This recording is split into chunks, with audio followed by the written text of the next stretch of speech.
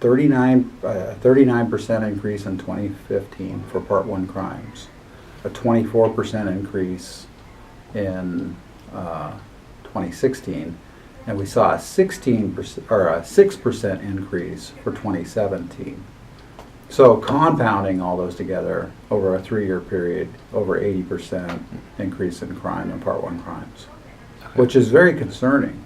I mean, as far as what we're seeing with our numbers. And the two areas on those Part 1 crimes that are really high and showing drastic increases are burglaries and property and theft. In the month of February, we had 29 burglaries. So that's more than one burglary a day in the month of February. Amongst those burglaries, we had several vehicle thefts, which we contributed to opportunity for the person breaking into the home, finding the car in the garage, loading up their property, and then leaving with the car and stealing the car, and then parking the car somewhere along the line, because it's very hard to completely get a car out of Juneau where it's landlocked. I think we all know that. And into the first quarter of the year, we are seeing some of the results of pretrial enforcement where they are working with the prosecutors to impose more conditions on individuals. I think it's too early at this point in time to say, is it working?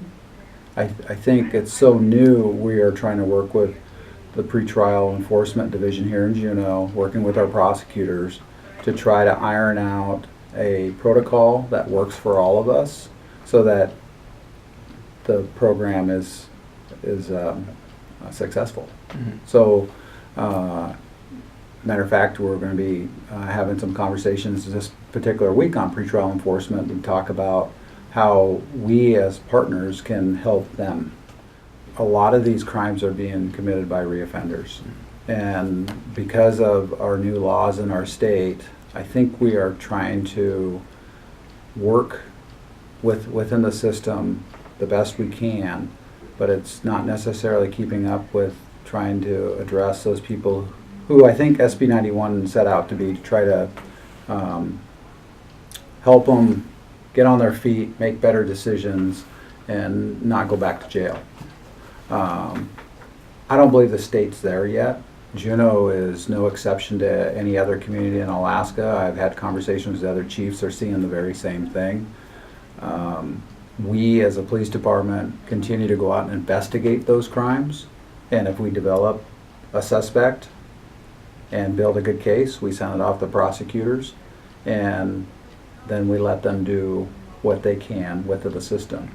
But I could tell you that we're seeing a lot of individuals that we have forwarded charges on or arrested that are not being, they're being released from jail if we do arrest them, and they're back on the street again.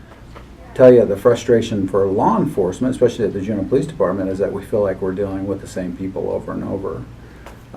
So the best way I think we combat this is as a community work together and have good reporting mechanisms in place. I know that in the downtown area, a lot of the businesses have installed surveillance. That is very helpful in our investigations. It helps prosecutors. If anything, I'm very appreciative of all of my staff who work here. They come here every single day. They do their jobs. I could tell you in the last several years, law enforcement in general, it's been very challenging with how we deal with people committing crimes.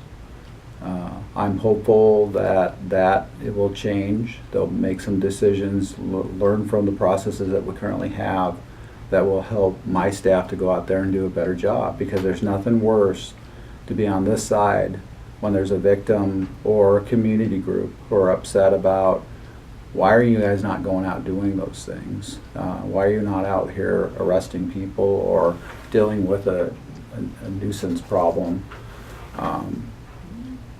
I can tell you that these officers and dispatchers and records clerks and everybody in the agency come here every day and do the best job they can.